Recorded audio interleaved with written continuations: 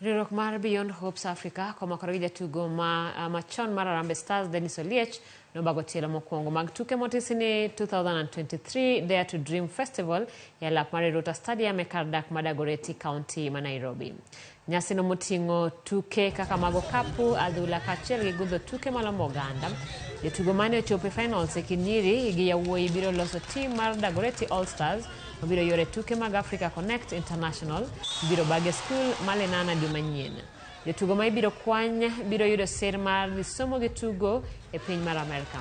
Riwruok mar Beyond Hopes Africa tiyo gi thuoloni mar manyo tiego kaachiel gi siro mich mag rowere e kar dak ma Dagoretti.